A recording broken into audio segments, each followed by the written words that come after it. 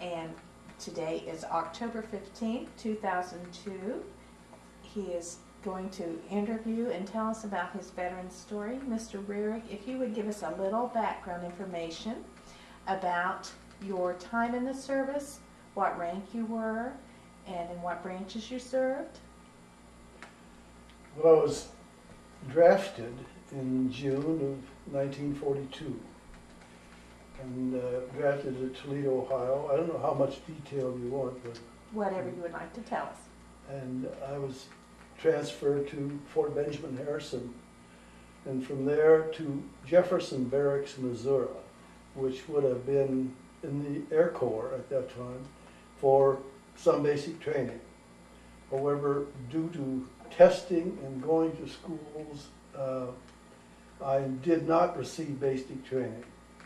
From Jefferson Barracks, I was transferred to excuse me, Buckley Field at Aurora, Colorado, for training in weapons, light weapons, 30 millimeter, 50 millimeter, which would have been used on airplanes, on the B-17 bombers. After completing this school, which was a real favorite of mine since I had graduated as an engineer in 1941, all of these kinds of things were very familiar to me. From Buckley, I was transferred to Briggs Manufacturing Company in Detroit, downtown Detroit, where I studied turrets, the turrets for B-17s, B-24s. And at that time, the bomb site was still a secret, so we only studied turrets. And those were hydraulic turrets. After completing that school, which ran for about 6 weeks, I guess, which was a very good experience, I was transferred back to Buckley Field at Aurora, Colorado. From there, I took the Tudorville trolley rail line to Rapid City, South Dakota, in the dead of winter. Well, it was so bad there that they, I guess, were thinking about closing the place.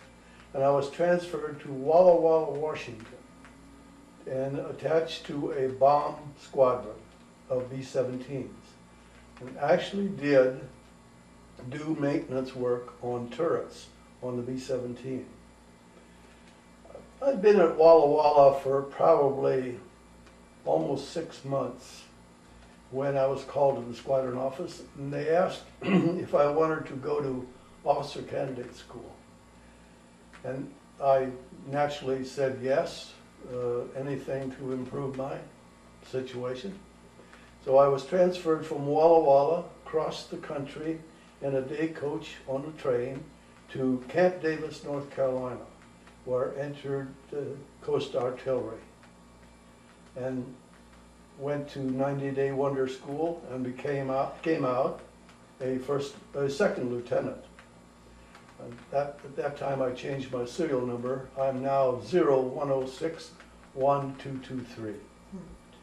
And this was, at that time, of course, the United States had air superiority in Europe and had no threat on the coastline.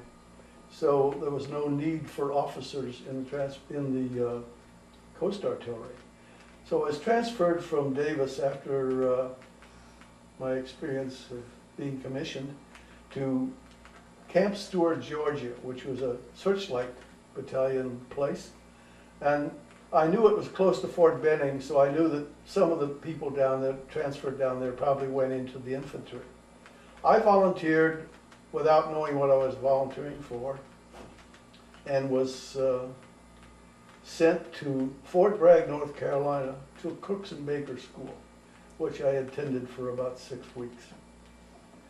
After Cooks and Baker school had concluded, I was sent to Newport News, Virginia, where I was transferred into another branch of service, the Transportation Corps. I studied stevedore training, loading and unloading ships, which was done on shoreline. And after completing that stevedore school, which probably ran for a month, I was assigned to a black port battalion. This was all black enlisted men, white officers. And in my life, I had in contact with one black person in my life. That was a good friend of my father's. And so it was a real experience for me. And during that particular time, I had been corresponding with a lady who had been introduced to me by mail. I had written to Mary, my wife, for a year. And during that period of time, we met for the first time. And Mary also came to Fort Bragg to see me for over a weekend. And I had gone to Cincinnati one time to see her. So we were serious about one another. And during my period at Newport News, after I was assigned to the Sport Battalion, we were married here in Cincinnati. Went back, both of us went back. We had a one-room accommodation. And after being married for 10 days, I was quarantined with this black battalion to go overseas. So Mary said goodbye, I said goodbye, and she came back to Cincinnati, and I proceeded to ship out of Brooklyn Navy Yards to go overseas on the Queen Mary, which was a rough experience. This was done in March of 1944, and the ship, to avoid submarines, made a 15-degree turn every 15 knots in rough seas. Everybody was sick. There was 10,000 on board that ship. We landed at the Firth of Forth in Scotland, Glasgow, and shortly after that I contacted mumps, which proceeded to go down my groin, and I was hospitalized for 30 days. After that, the unit was transferred from Scotland to Wales for staging, and from there we were all transferred to the southern part of England for a trip across the Channel.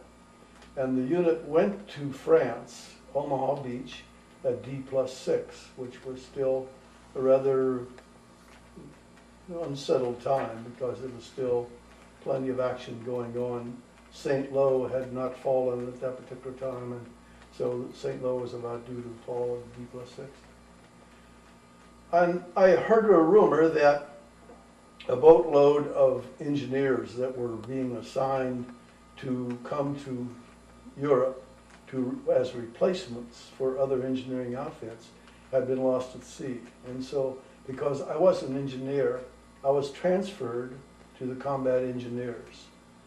So sometime in, I guess, the midsummer, almost probably fall of 1944, I was transferred to the combat engineers. And I joined this engineering outfit at Metz, Germany. And they were well-trained outfit, a very good battalion, a separate battalion which was attached to the 20th Corps. And the purpose of this battalion was to take infantry across rivers, assault rivers, and with infantry. And they had been trained exclusively for this work, but I knew nothing about it. So I was a very green platoon lieutenant with the 206th Engineer Combat Battalion. I, like every officer, had complete reliance on non-commissioned officers, the enlisted people. And they were good. They were very disciplined. We had a very, very disciplinarian as a colonel who ran the outfit. And it wasn't long that I found out that he was a very, very tough man to serve under. He had a lot of courage, and he instilled a lot of courage in people in the enlisted people and the officers in his command, under his command. One of the first actions we had was shortly after I joined them. We were to go at night, sweep the mines from the shoreline on one side of the Moselle River, lay down fluorescent tapes so everybody could walk in a straight line, not get in the minefields. And we paraded the infantry down to the edge of the enlisted men did this, naturally. Paraded the infantry down to the river edge and put them in assault boats, which were boats we rowed across, the engineers rowed across the river, and then came back for additional soldiers. In the meantime, they erected a footbridge, which was a floating small pontoons which could be carried and pushed out across the river. The river probably was about 100 yards wide at that particular point, and it had been raining.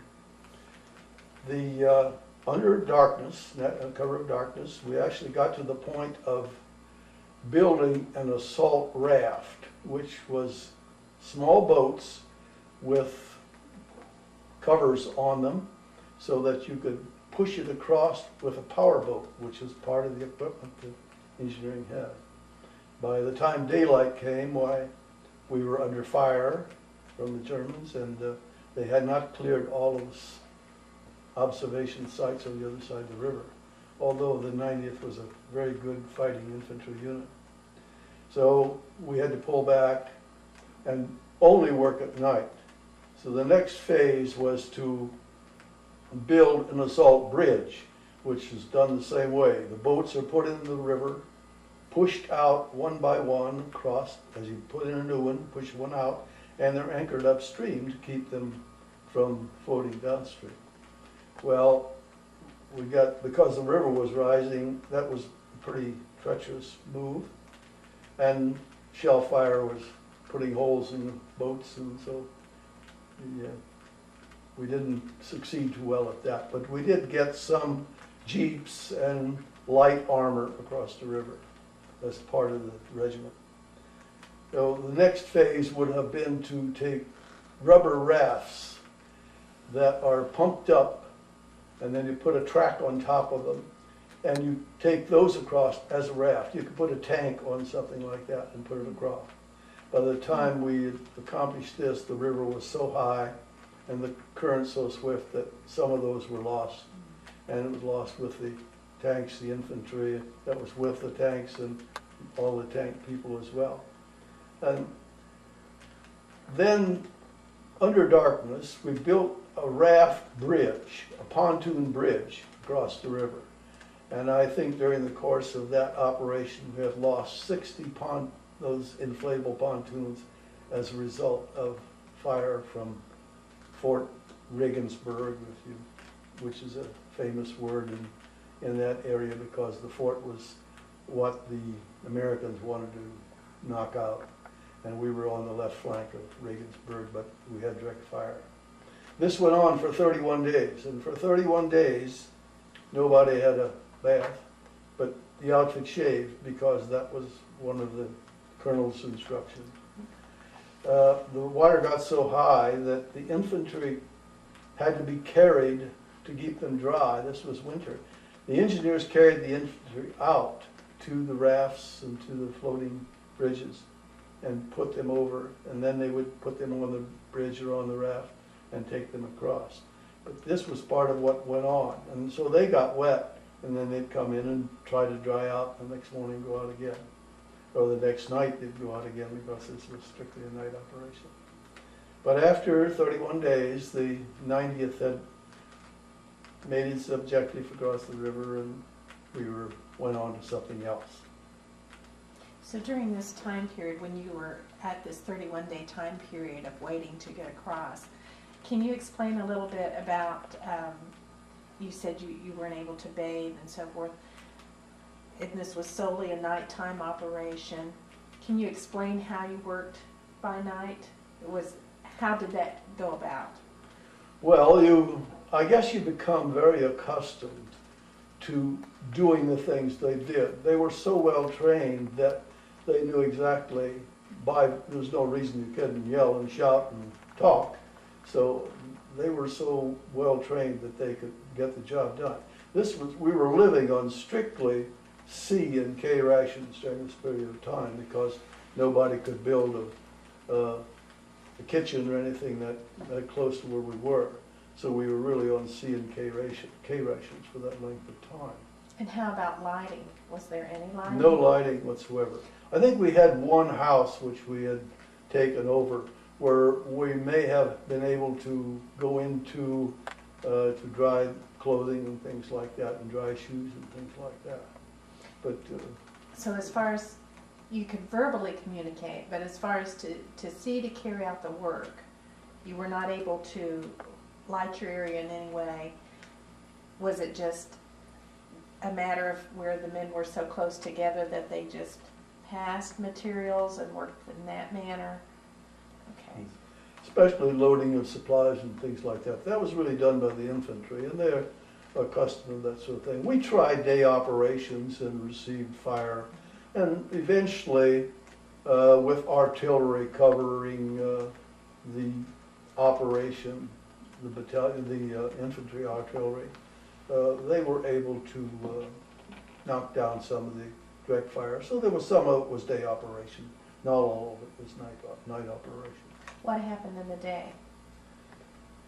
In the day, everybody went out, just a few at a time, to try to accomplish something until it got too hot, and they knocked out too many pontoons and inflatable pontoons, and then you cease the operation. Were they able to relax at all? Was it? I suppose the GI can sleep anytime. They got tired enough so that they were not. They didn't, because they were as disciplined as they were. You didn't hear them complain about it. They had a job to do, and they knew that what they were doing was for the someone else. They were helping the infantry, and that was the really the feeling that they had, that they had to get the infantry across, because that was the only way the fire was going to be taken off the site. That was the only way that they were going to feel safe again, or at least have some opportunity to work without being fired on. And can you discuss a little bit how this location was important to the overall progression of the forces in that area? Well, I think you don't know too much about that. You could be a lieutenant, you could probably be a company commander, and not really know what the infantry's objective is.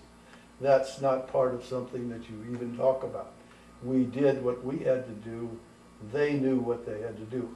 I was to surmise that we were on the left flank of Fort Regensburg, and that was the part that they wanted to surround it and eventually cut it off and able to capture the fort, which happened after a period of time. Were you able to get news from other areas? Never. None at all? Never. In fact, even if we went back after this, we went back and got all new clothes and new socks, uniforms, underwear, the whole thing, and maybe had a few Red Cross donuts or something like that. Went to a place that was set up with showers and took showers for the first time for a long time, and went on to the next operation. Cleaned up and went on. How about mail? During that period of time, we usually got mail. Almost daily, there would be a truck go from battalion headquarters to Corps and pick up some supplies and papers and things like that, directions. And so we got mail in that period of time. In fact, the unit was very good about things like that. And so we got mail. Were you aware of other units besides your infantry unit and your combat engineers that were close by? You were not aware of them at all? No, not at all. Okay. We had no communication whatsoever outside that little narrow sphere of operation, if you will, which was probably no more than a couple of 1,000 feet wide. That was your focus. And after this was over, we had gone across the river to see that the dead Germans were stacked up like cordwood. I mean, maybe hundreds in a pile, stacked up, waiting for grave registration to come and take them away. So it was a real tough fight, but it's something that they accomplished, I'm sure it was a key point in an offensive that had to succeed. Have you, since the war, been able to study or investigate a little bit about that time period in that area and find? No interest whatsoever. Okay. No, none. In fact, I have never had any contact with any of the people I served. Okay. About how many men were in your unit? Well, a battalion, we probably had, see, there were four platoons of 60. That's right, 60. So it was 120 in a company, and there were 4 companies involved in this. So Really? we're probably up to 800, including headquarters people. Did you lose very many men in this operation? No, in this particular operation, we probably didn't lose anyone. And, but that's not meaning that we weren't susceptible to losing people. We just didn't lose anybody. I'm sure the infantry did, because I saw dead Americans across the river. You've given us an excellent overview of your entering into combat. I wanted to back up just a little bit and mention, you said that you were a 90-day wonder to Officer Training Corps, and you graduated from engineering school. Where did you attend school? Indiana, Fort Wayne, Indiana, Okay. Indiana Tech. Okay. And then you had come out there with a bachelor, or would it be considered a bachelor's degree? It was BS in civil engineering. Okay. And another thing that fascinated me was as you were describing these rubber rafts that were large enough and strong enough to carry tanks. There are 4 of them. Okay. Under, Had this been done routinely? Was this some? no, Okay. no. They had trained with it. I was supposed that it was probably the second time they'd ever done it. Okay. The river being normal, it would have gone very well, but that's not always the case, you know. Mm-hmm. Okay, and then as you entered in and you were able to cross this river, then what was the next involvement? Next thing was an operation almost the same. We were upstream on the Moselle, which was not quite as wide where we were going over. It was the 90th Infantry again, and the battalion took their headquarters in a diplomat's house by the name of von Papen. I don't know if you know history. He was, I think, German ambassador to England at one time, and this was his country estate, and we stayed in his house, and the area around it was a small town, but outside this town there was a hill, and the people were still living there in caves in that hillside. And for some reason or other, we could never get into finding out where this spotter was, but there was some spotter someplace. Every time we'd line up for chow, we had a kitchen in that town, every time we'd line up for chow, wash our mess kits, we'd get fired. So somebody was watching what we were doing, and we couldn't solve that. And this was the same way. It was a nighttime operation, but during the day we had to keep it going, so they covered the site with smoke.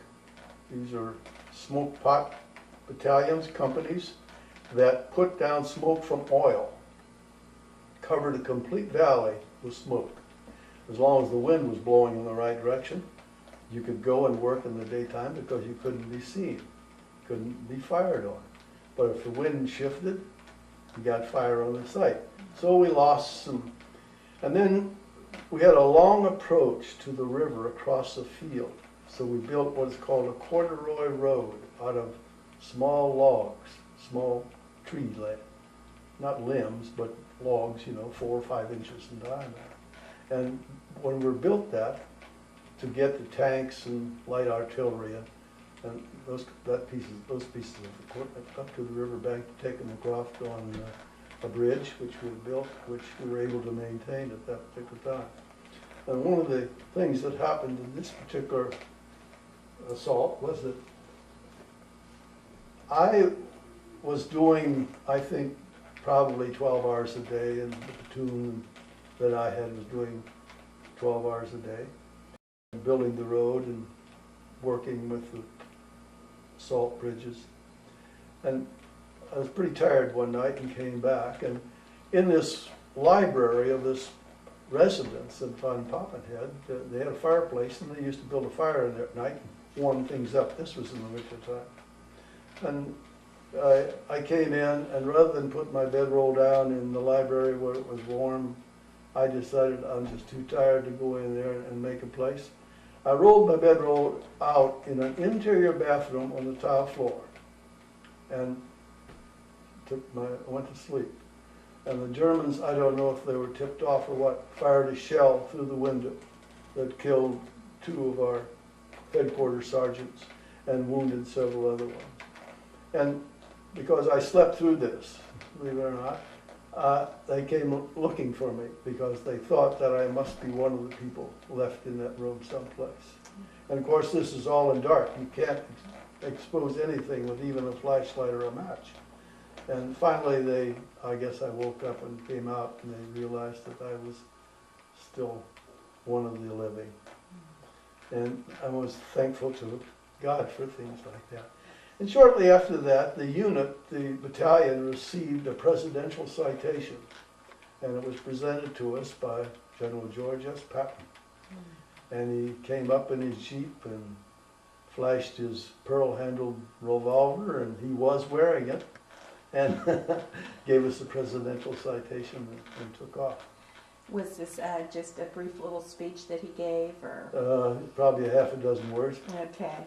Did he shake your hand? Oh, he shook the hands of the colonel, but Okay. not the rest of us. No.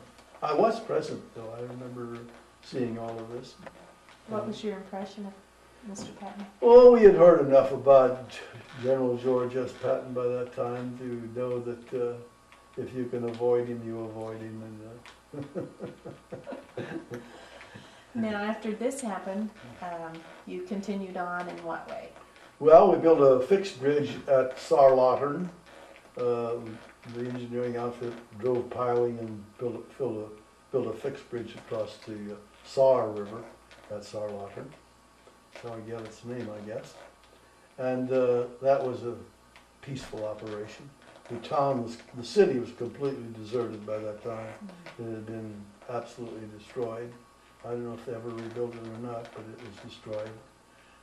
Did that. Then we went south on the Danube and did an assault across the river with the 95th Infantry, which was really, the German resistance was so low by that time that those were not really bad situations. What time period? Are we into 45 now? Would this be about 1945 we're talking about? Oh, yes, probably the early winter of 45.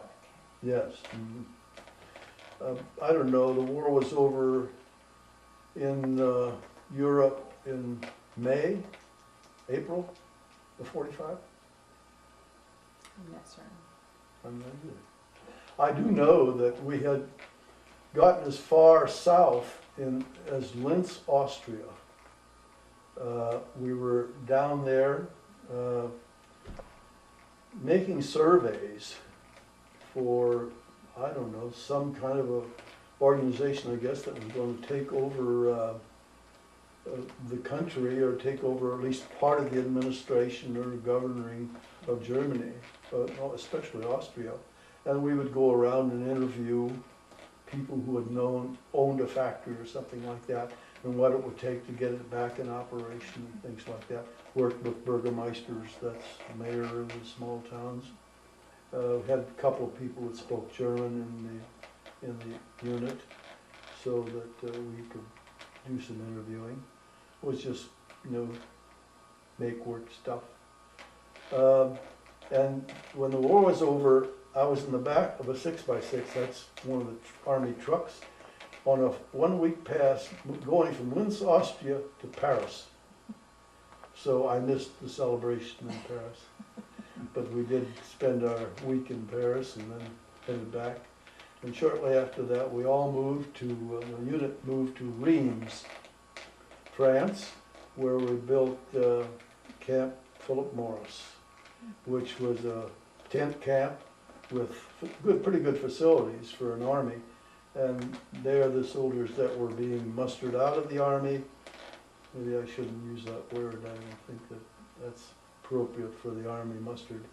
I think it's maybe just released or retrained to go to the Pacific. So we built the camp.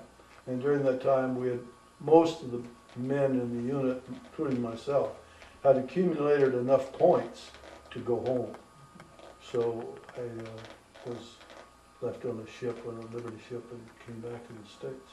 And that took several months Oh, to come back? to come back? How long did it take you? Several weeks? Oh, no, I would suppose that it was 10, 12 days at the Okay. most on a Liberty ship, which was probably empty, and it came back.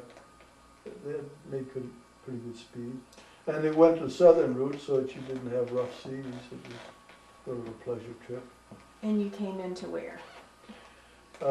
Jersey, someplace. It's amazing how little impression something like that made. I remember that it was camp, I don't know, Neva. I know that I got a ticket after I got my papers, I got a ticket to get on a train for Cincinnati and bribed a conductor, because there was no seats, bribed the conductor with money to come to Cincinnati. So I stood on my way home. When you said you came out of Greens, Yes. and that was a mustering out place. Was that on a smaller scale? And I've heard some of the people speak of Marseille, which was another sort of a taking off point. Was it similar to that? Because that seemed to be quite a large place. Was Camp Philip Morris that large or not? Oh yes, there was Philip Morris, Lucky Strike, and Camel. There were 3 or 4 of the cigarette camps there, and they probably had a couple of thousand in each camp. Okay. Our own unit was just a small, very, very small part about it. We built water towers and everything else for those, because I guess there was no idea how long it was going to be before they had a solution in the Pacific. So, but that was interesting. And that was the end of your term of service. Then, when you came back to Cincinnati, you were out. You were out of the service Yes, I at had that been point. discharged. Okay. Yes, sure. I did go back into the reserves for a short period of time, but family and work pressures were too great for me to carry on in the reserves. Okay. So I got out of the reserves. A frightening thing happened about 1952. I received orders to go back into the service, to go to Korea. And I did have my orders to report out of Cincinnati to Fort Meade, Maryland. And this was during the Korean War. And a news reporter by the name of Michael Gronsky, I think it was Michael Gronsky. It was one of the big network reporters.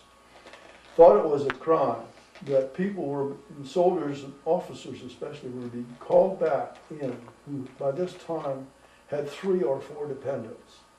And we had 3 children, and Mary, that gave me 4 dependents. So there was a presidential order issued that no one would go back into the service who had 4 dependents. And so they rescinded my orders to go back in, which I considered to be one of the real strokes of fortune in my life. But I didn't like what was going on in Korea at all. That was a bad situation. Very interesting. I had something that I wanted to get in, and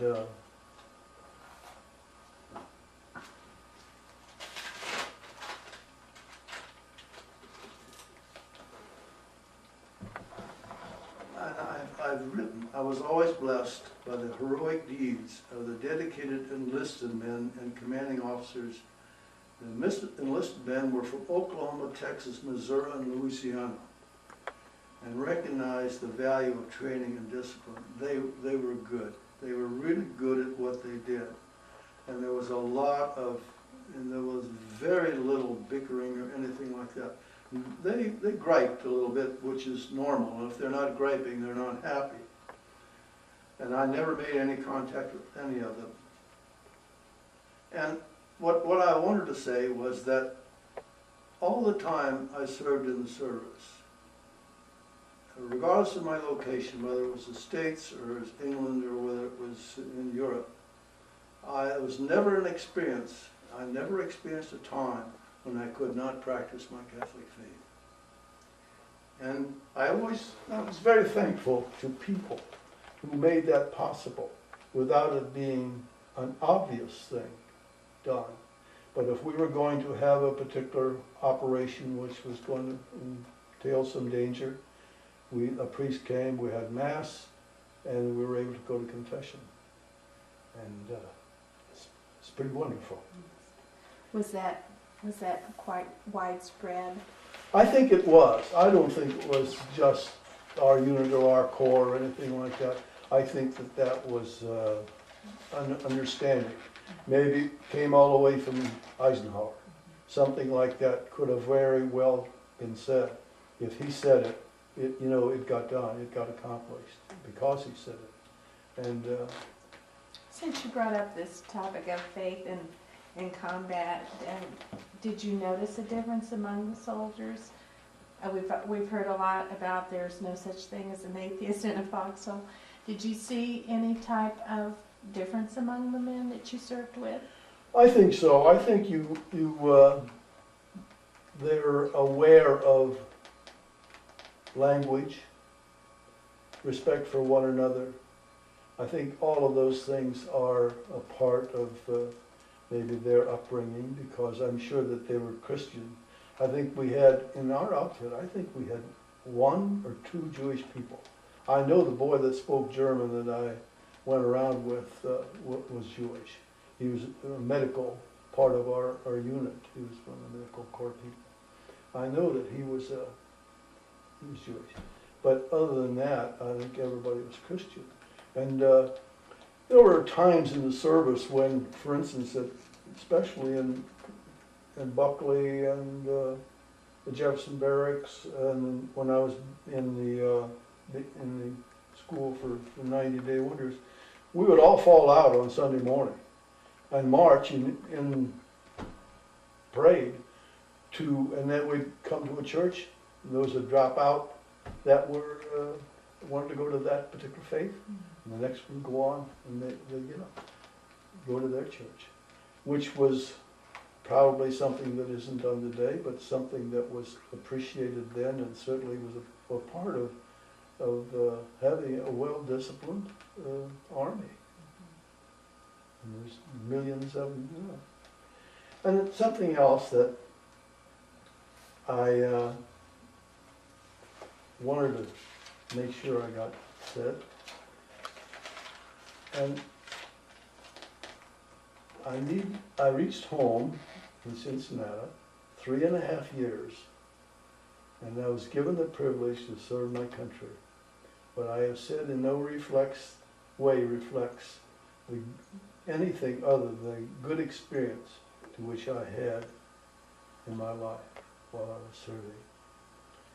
And the good experiences in no way laments from my loss of time in my career and my being away from my wife for almost 2 years after a very, very short period of time. So it was just something good that I felt all the while. Of course, I came back without injuries, without loss of any particular. The only time I was ever sick was when I had the mumps. I had naturally all the shots. As a boy, I had smallpox, so I was vaccinated probably 4 times and never got a scar. So that was one of the lucky ones. Is there anything that we've overlooked in our interview that we need to bring up? Well, I met some wonderful, wonderful men. Young men that maybe were soldiers but couldn't read, couldn't write, who were helped by their buddies, wrote letters for them.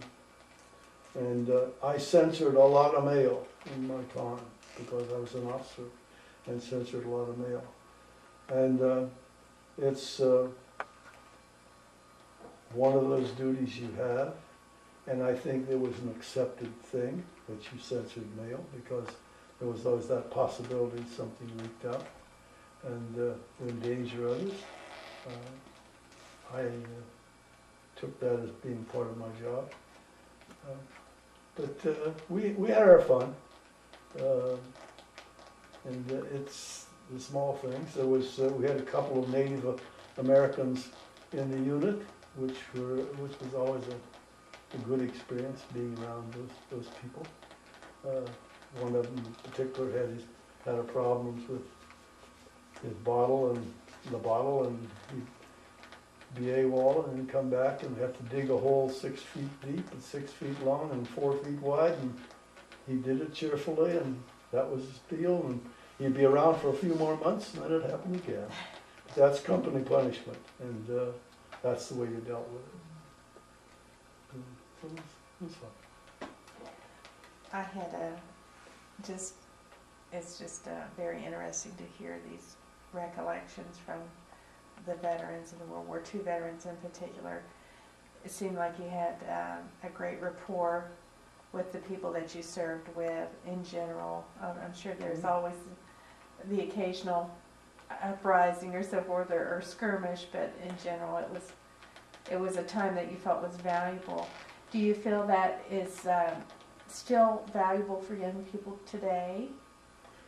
I think there would be some value to have some kind of conscription where they would go and serve for a period of time in preparation.